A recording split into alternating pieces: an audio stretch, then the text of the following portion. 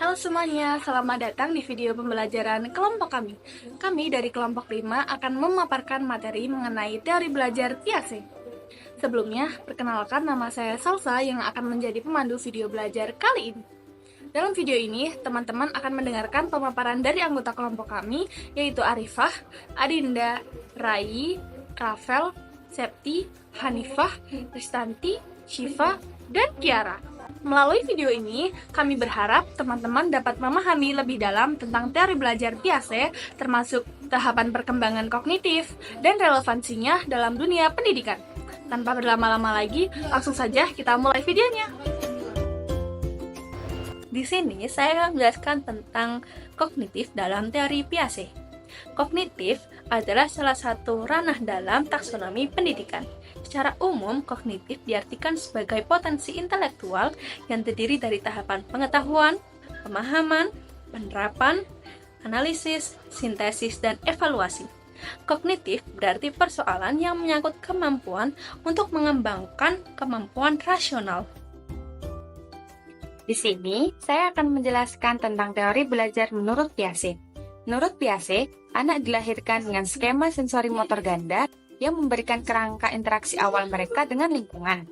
Sensori motor ganda adalah konsep dalam teori perkembangan kognitif Piaget yang merujuk pada kemampuan anak untuk menggunakan dua jenis pengalaman sensori motor secara bersamaan, yaitu melalui indera, penglihatan, pendengaran, sentuhan, dan gerak tubuh. Pengalaman awal seorang anak ditentukan oleh skema sensori motor ini. Namun, berdasarkan pengalaman, skema asli ini telah dimodifikasi. Setiap pengalaman mengandung unsur unik yang harus diperhitungkan untuk struktur kognitif anak. Setiap pengalaman yang dialami oleh anak membawa informasi atau fakta baru yang spesifik dan berbeda dari pengalaman sebelumnya. Anak tidak hanya mengumpulkan informasi, tapi mereka juga harus memproses dan menyesuaikan pemahaman mereka untuk mengakomodasi pengalaman tersebut. Jadi di sini ada 4 tahap perkembangan kognitif menurut Piaget. Yang pertama, tahap sensori motor. Yang kedua, tahap praoperasional. Yang ketiga, tahap operasional konkret. Dan yang keempat, tahap operasional formal. Oke, tahap pertama yaitu adalah tahap sensori motor.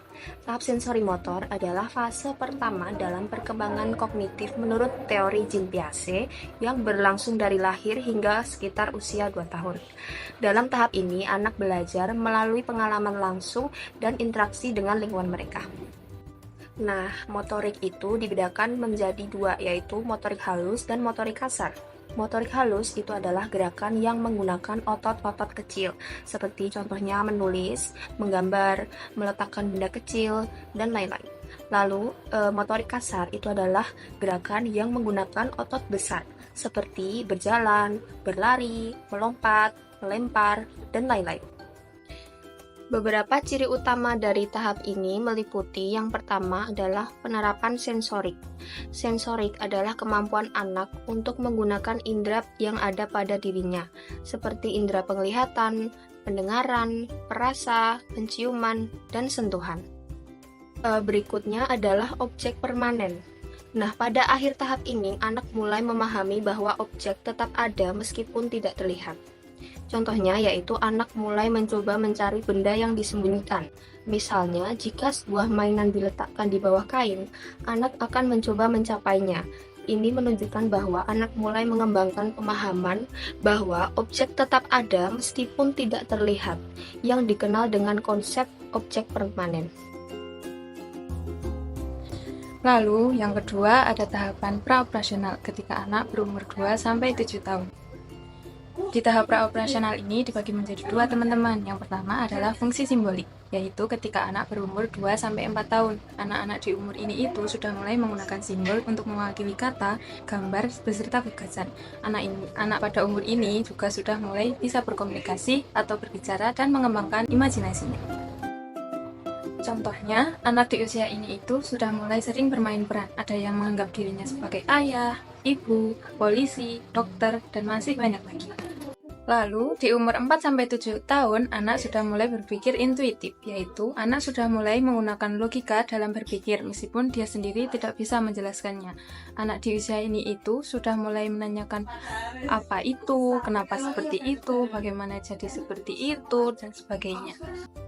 Di tahap praoperasional ini, anak juga sudah mulai berpikir egosentris, yaitu menganggap bahwa sesuatu yang dia pahami itu adalah yang paling benar, dan semua temannya harus mengikuti apa mau dia. Berikutnya adalah tahap operasional konkret yang terjadi pada anak usia 7-11 tahun.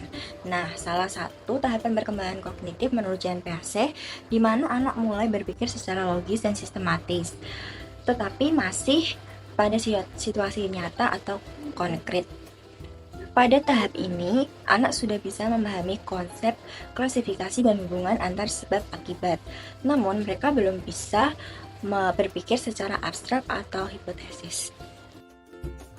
Contohnya, jika anak dihadapi pada keadaan mereka melihat dua buah jenis gelas, gelas pertama tinggi, ramping, dan gelas kedua lebar, maka anak cenderung akan memilih gelas tinggi, ramping karena pada usia tersebut bahwa gelas tersebut lebih besar daripada gelas yang satunya, padahal kedua gelas tersebut memiliki volume yang sama.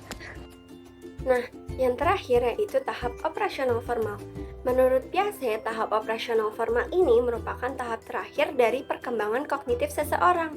Tahap ini terjadi pada saat anak berusia 11 atau 12 tahun. Di saat ini, mereka mulai dapat berpikir secara abstrak. Maksudnya, mereka dapat berpikir sesuatu hal seperti keadilan, kebebasan, cinta, dan lain sebagainya tanpa harus melihat hal tersebut secara konkret atau secara nyata. Jadi, misalnya, anak yang sudah dapat berpikir secara operasional formal ini, mereka dapat mengetahui bagaimana bentuk dari sebuah cinta dan bagaimana rasa dari sebuah cinta tanpa harus melihat cinta itu seperti apa. Tapi, bagi anak yang masih berpikir secara operasional konkret, mereka akan penasaran bagaimana bentuk sebuah cinta itu. Maka orang-orang terdekatnya akan memberitahunya dengan misalnya memeluk mereka, seperti itu. Kemudian, anak juga mulai dapat berpikir hipotesis. Jadi, mereka mulai pikir hipotesis dalam kepalanya. Misalnya, jika mereka tidak mengerjakan tugas, maka ibu akan marah. Seperti itu. Nah, kemudian mereka juga mulai merencanakan karir di masa depannya atau tujuan hidup mereka di masa depan. Seperti apakah nanti setelah sekolah mereka akan kuliah atau mereka akan kerja.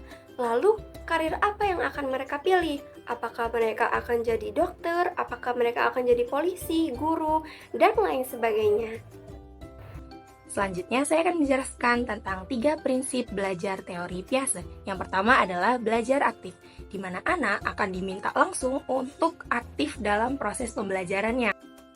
Contohnya, ketika suatu anak itu melihat contoh proses pencampuran warna seperti warna biru ketika dicampurkan dengan warna kuning akan menghasilkan warna hijau, sehingga anak ini akan mulai mencoba untuk menemukan warnanya sendiri. Yang kedua adalah belajar dari pengalaman sosial. Ketika anak dikumpulkan dalam satu tempat berdiskusi, lalu ada satu anak yang menjelaskan tentang misalnya contoh pembentukan pelangi. Nah, di situ akan ada satu anak yang mulai paham, oh ternyata pelangi itu begini cara membuatnya, cara terbentuknya, seperti itu. Lalu yang ketiga adalah belajar dari pengalaman sendiri, di mana anak itu akan menambah wawasannya dari hasil pengamatannya sendiri. Contohnya ketika dia mengamati perbedaan kedua hewan seperti bebek dan ayam. Anak ini akan sadar bahwa keduanya adalah sama-sama unggas, tetapi dua hewan ini memiliki ciri fisik yang berbeda. Di sini saya akan menjelaskan tentang tahap-tahap proses belajar menurut Jean Piaget. Yang pertama, yaitu ada asimilasi, yaitu menyesuaikan pengalaman baru agar sesuai dengan konsep sebelumnya. Yang kedua, ada akomodasi, yaitu menyesuaikan konsep agar sesuai dengan pengalaman baru. Yang ketiga, ada ekuilibrasi, yaitu proses mencapai keseimbangan antara asimilasi dan akomodasi pengetahuan. Contoh dari tahap proses pembelajaran ini yaitu seorang anak yang telah mengenal seekor anjing sebagai hewan peliharaan menganggap bahwa semua hewan dengan Empat kaki adalah anjing. Misalnya saat ia melihat kucing untuk pertama kali, ia mungkin akan menyebut anjing juga karena ia sudah memiliki skema tentang anjing sebagai hewan berbulu dengan empat kaki. Jadi pada tahapan ini atau contoh tadi itu menggabungkan asimilasi, akomodasi, dan ekuilibrasi. Itu menyesuaikan pengalaman baru, lalu menyesuaikan konsep, dan memproses keseimbangan antara asimilasi dan akomodasi pengetahuan. Seperti itu teman-teman. Jadi gimana nih teman-teman? Apakah sudah paham? Kalau sudah paham, yuk jawab pertanyaan-pertanyaan ini.